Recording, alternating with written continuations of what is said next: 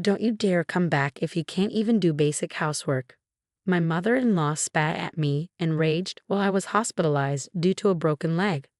The irony was that she was the cause of my injury, yet instead of apologizing, she was trying to throw me out of the house. Pushed to my limits, I smiled and responded, "Oh, I'd be delighted to do that, ma'am." A few days later, my husband confronted her. "Do you have any idea, Mom? Did you not know about Emily?" Upon hearing the truth revealed by my husband, my mother-in-law turned as pale as a ghost. "My name is Emily Johnson. 3 years ago, I married Alex, whom I met through a mutual acquaintance. Alex's family runs a diner managed primarily by his mother. His father passed away early, and his mother single-handedly raised him, which I'm sure was a tough journey. Initially, I deeply respected my mother-in-law, but that didn't last long. Even after getting married, because Alex wanted me to continue working, I didn't quit my job. Alex, as the second-generation owner of the diner, was running the business alongside his mother. However, my mother-in-law disliked that I didn't help around their house. A woman who doesn't even help with house chores, even if you're working outside, we all know a woman's salary isn't much. She'd grumble every day. Soon, her constant complaining escalated to harassment. "You don't do chores at all," she'd complain, and when I managed to squeeze in some time for house chores, she'd criticize, "You're not doing it properly at all. Do you even care?" Even though I thought I was doing a decent job, it was never good enough for her. She'd berate me, calling me a useless wife who can't do housework, and at times she would lecture me for hours. Her harassment intensified, and my stress kept building up. When I tried talking to Alex about it, he said, "It's between you two, right? Don't drag me into this, staying out of it." Then one day, an incident broke out. The diner was closed that day, and my mother-in-law left early in the morning to go somewhere. As evening came, I received a sudden call demanding me to come and get her. The call ended abruptly before I could even refuse, leaving me with no choice but to reluctantly head to the train station. When I finally reached the station, she did nothing but complain all the way home, accusing me of being late and complaining about the heating system. It was nothing new, so I just nodded and shrugged it off. But I guess that got on her nerves. What kind of attitude is that? Don't you think it's disrespectful to your mother-in-law? In a fit of rage, she raised her hand against me even though I was driving. "Ouch, stop it, I'm driving, you know." "Quiet, don't you dare talk back to me." My pleas fell on deaf ears as she was blinded by anger. Not satisfied with her slaps, she tried to kick me hard, but her foot hit the steering wheel. The next thing I knew, I was in a hospital bed. "Where am I?" I asked the nurse who was changing my IV drip. Apparently, I had been brought to the hospital after a car accident. I had broken my right leg and suffered cuts and bruises all over my body.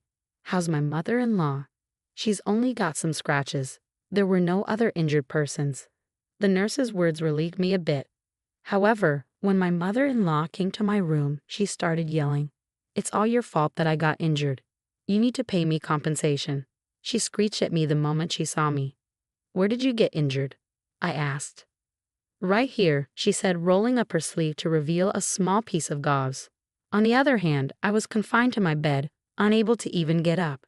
The accident was her fault. Out of nowhere, she lost her temper and hit me while I was driving, leading to the wreck. But there wasn't a single word of apology from her. Far from it. On top of being good for nothing, you want to be a nuisance to your own mother-in-law. You're nothing but a god of pestilence. I never liked you from the start. Don't you dare come back if you can't even do basic housework." The moment I heard those words, I felt something snap inside me. "Oh, I'd be delighted to do that, ma'am." The words slipped from my mouth before I even knew it. My mother-in-law just stood there with a stunned look on her face. "I won't be returning to your house. I'm going to divorce Alex." "Thank you for everything until now," I said, bowing slightly. My mother-in-law was jolted back to reality. "Oh, how unusual for you to listen for once. Yes, just as you say, I'm useless and worthless." "I don't belong in your house," I said, pretending to be downcast. My mother-in-law left the hospital room, saying, "Oh, I see," unable to say anything further. Even after that, my mother-in-law kept coming to my hospital room and complaining, "You'll end up on the streets if you can't come back to our house. It'll be too late to regret it then." "Yes, you're right. It would have been better if you had done this sooner. You're absolutely right. Are you listening?" While my mother-in-law kept complaining, I was casually ignoring her and sitting on my phone. This happened several times. A week after I was admitted to the hospital, my mother-in-law came to my room to complain as usual. Just as I was ignoring her as usual, my pale-faced husband Alex burst in. "Oh, it's unusual for you to visit. What changed your mind?" "What on earth is this?" Alex asked, holding a divorce paper with my details already filled in.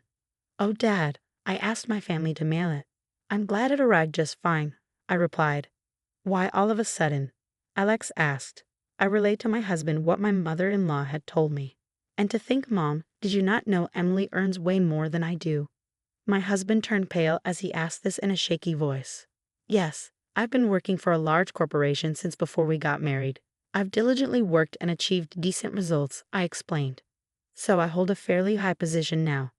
My salary reflects the toughness of the job and is, as my husband put it, quite substantial. But she doesn't look like she earns that much, does she? She always wears the same sort of clothes." My mother-in-law interjected. "That's because Emily has been spending her money on our diner," Alex explained. This was true. The diner my mother-in-law runs was on the brink of bankruptcy. It was in a tight spot when my husband took it over, as my mother-in-law had no business acumen. My husband was trying to turn it around, and I've been using my salary to keep the diner afloat, and have given a lot of advice about its management. We managed to escape the worst situation, but without my salary, the diner would probably go out of business soon. "No, it can't be true. There's no way that useless woman could do such a thing," my mother-in-law said, flustered and unable to believe what she was hearing.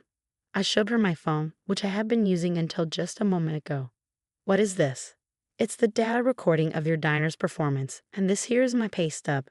My workplace has digitized our pay slips." My mother-in-law stared at my phone and slowly turned pale. "No, that can't be. Also, I should mention that I've already consulted with the police about the accident you caused." "What?" My mother-in-law's expression was utterly shocked. I sighed in exasperation. "Since an accident occurred, of course the police will conduct an inquiry, right? So I've reported everything exactly as it happened to the police. I've also submitted the dash cam footage." Why would you do that?" "From your reaction, it seems you're aware you caused the accident, aren't you? There's a chance you could be held criminally liable, but if you admit it, you might get off with a lighter sentence." After a while, my mother-in-law started trembling, and then, to my surprise, she knelt before me. "I'm sorry. I had no idea we were living off your money. I'm sorry about the accident, too. I'm reflecting on my actions. Please forgive me." My mother-in-law's sudden change in attitude was astonishing. Until now, she never uttered an apology. Is it that easy to say sorry if it means she gets off the hook? I thought, feeling more disgusted than angry. "Emily, Mom's really sorry. You'll forgive her, right?" Alex said, near tears, as he laid his hand on my mother-in-law's back. She looked up at him with tearful eyes, and he nodded back reassuringly. Watching them trying to garner sympathy, I felt nothing but cold resolve. "What are you saying? I will never forgive you guys," I stated firmly. "Huh?" Alex looked taken aback. "Isn't it obvious? Actually, I intended to divorce you even before this mess with your mom. Even when I was seriously injured and hospitalized, you never visited me. You spent my salary without a shred of gratitude. I've been fed up with you for a while now." "What?" Alex's face fell. "There's no benefit for me in staying married to you. In fact, you're only bringing me down. That's why I'm divorcing you." I smiled brightly, in stark contrast to Alex and my mother-in-law, whose faces were filled with despair. There was some fuss afterward with Alex throwing a tantrum, but once I mentioned getting a lawyer involved, he quickly signed the divorce papers. He should have just signed them without making such a fuss. I thought I couldn't be more disappointed in him, but the regret of marrying him cut deep. Once they lost my support, their family diner quickly faced operational issues. It shut down in no time, leaving Alex and my mother-in-law in a poor state. My mother-in-law had said she would be left out on the streets, and that's exactly what happened. But it seems they were the ones in that predicament. They sold off the diner for peanuts and moved to a rundown apartment. Having no work experience outside the diner, they could only find low-paying jobs, barely making ends meet. By the way, it turned out that my mother-in-law had lied about losing her husband at a young age. She was quite a player, and her fed-up husband had filed for divorce and left her. Even on the day of the accident, she was out gallivanting with a man. I found out these details from a police officer who was investigating the accident. I have nothing but gratitude for the police who kept up the investigation. My mother-in-law will probably be charged with some crime at some point. Already living a miserable life, if they end up in police custody, they would surely face ruin. Perhaps sensing this, I received a plea for reconciliation from my ex-husband after our divorce. "If you continue to bother me, I'll have the cops come for you and your mother," I threatened him. He never showed up in front of me again. The divorce went through smoothly and I cut ties with my in-laws. My broken bone healed after treatment.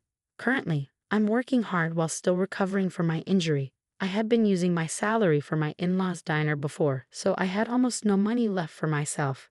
But it's different now. Working for myself and being able to spend money only on myself, I had no idea how much happiness this would bring. I'm thinking of valuing myself more, and if I can find a partner who values me, I'm considering getting remarried.